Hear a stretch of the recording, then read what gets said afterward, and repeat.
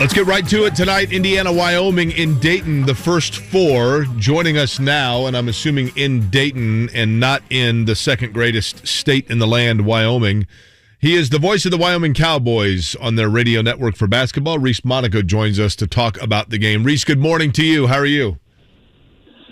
I'm doing good, guys. How are you doing today? We're good. Let me ask you this. This has got to be kind of crazy for Wyoming because here all of a sudden you've got to go to Dayton. Then if they were to win, they've got to immediately, I would imagine, hop on the bird right away and get out west for St. Mary's. And we were talking about this, and Kevin made a good point. In the Mountain West, that's not totally atypical, right? Because that is a league where there's a lot of travel. Hello. Yeah, it certainly is. We do get on the plane and fly around. I mean, there's a lot of places. I mean, it's tough for getting out of Laramie is okay. Like getting to Laramie for a lot of teams is a very difficult proposition when they need to try and fly in and Denver, then bus up if they can't get a charter. So, we're used to getting into some tough places, actually living in one of those the whole time. But yeah, it's not they call it Laradise for a reason because people just don't like going there. I can tell you that. I have watched, Reece, a lot of Wyoming this year. I was in your arena just before the season began. I love Laramie. I love the campus. And so I've really kind of followed what they've done this year. And it seems to me, and I want you to tell me if this is me being too critical, it seems to me like Wyoming's taken the different trajectory of Indiana. Indiana was on the outside looking in and kind of played their way into the last couple of weeks of the season. Wyoming, on the other hand, looked like a solid 8 to 9 seed and then kind of backpedaled their way into this situation. Is it correct in saying that the last month has been a more vulnerable team than they were, let's say, in December, January? Oh, yeah, it is. I mean, Wyoming nearly played their way out of this tournament, guys. It was they just hit a stretch there where, their two best players, when you're playing so many teams in the league and they get real familiar with what you do offensively, they were able to shut down Wyoming's big man Graham Ike and slow down Hunter Maldonado a little bit. And it was just frustrating to kind of watch. Graham had been so good all season long. And then late in the year, the Cowboys, they always say they have a game that travels, but unfortunately for their game, the defense wasn't there and the offense was just kind of stagnant at times. And when you have an offense that goes through two guys like Wyoming has, it goes through Hunter Maldonado and Graham Ike, and when teams do a good job of slowing those guys down, Cowboys struggle to score points, and that's what happened there towards about the last 3 weeks of the last, of the season, where they nearly played themselves out of getting this at-large bid. And it's exciting. They had that watch party, and there was a lot of stress in that room, a lot of relief when Wyoming's name was called alongside Indiana's in this first four game here in Dayton, and it was relief, to be honest with you, because there was a lot of doubt whether or not the Cowboys were going to get to this point or not after the way they had played down the stretch. Reece, Jake is certainly a rare commodity for many reasons. One of those being he's watched a lot of Wyoming basketball, and frankly, for people here in this state, we haven't seen a lot of the Pokes this season. Greatest strength, greatest weakness, I guess, or area of concern for Wyoming heading into tonight?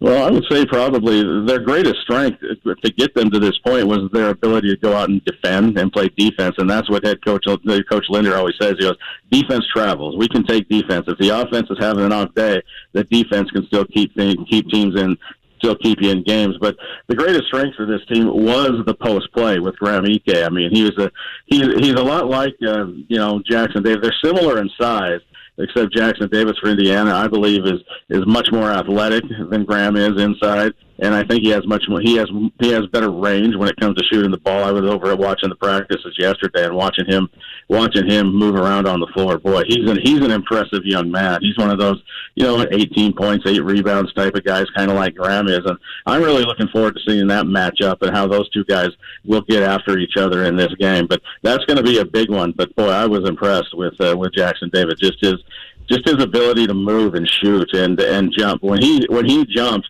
I looked at the guys I was with and just went, holy cow, he just flat exploded exploded off the floor, and it was real impressive to see. So I'm kind of looking forward to that matchup between Jackson Davis and Graham Ike today and see what can happen. But Graham has been struggling, and, teams have really been doubling down on him and being physical and frustrating him in the post, and it's carried over to his game. I mean, this is a guy that throughout most of the season was shooting about 50% from the floor, but last 5 games here, he's about 30. He just is struggling shooting the ball and getting the ball in the basket. So greatest strength for the Cowboys, I would say, would have been that post game and their defense, but their weakness is sometimes just turning the ball over. In the Mountain West Conference tournament, the last 2 games in the Mountain West tournament, they turned the ball over 30 times. And when you play an offense, when you have an offense like the Cowboys do, a deliberate style of offense, you just can't have empty offensive possessions like that by turning the basketball over and giving the other team opportunities. So that was one of their biggest weaknesses, I think, in the Mountain West Conference tournament, was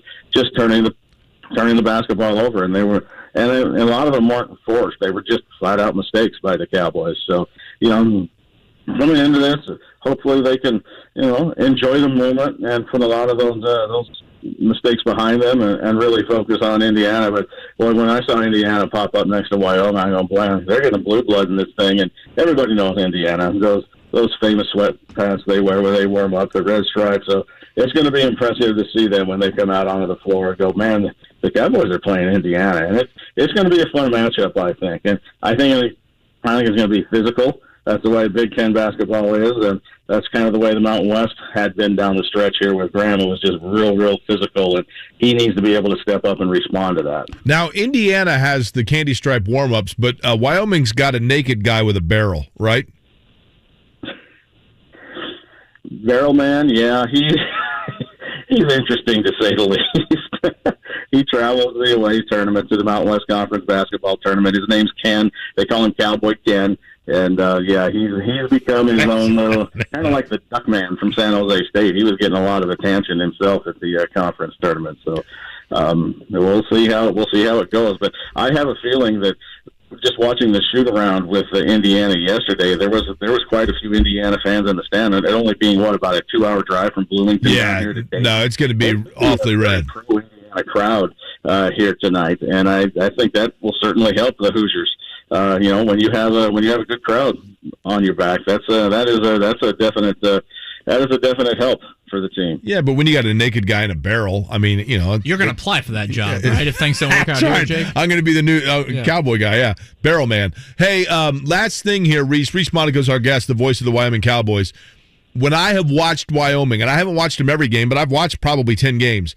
What I notice is, along with Maldonado and Ike, and there's no doubt that those are the 2 main cogs of the offense, but Oden coming in and trying to slash in from the perimeter, and then as well Jeffries, if he can get hot from the outside, that seems to be kind of what complements Wyoming's offense. And if Jeffries, who's not afraid to pull from anywhere, is not hitting his outside shots, or Oden is not on in terms of his slashing into the rim, then that seems to all of a sudden make their offense just too predictable. Those 2 seem to be the complementary pieces that really kind of fuel things at times. Fact or fiction?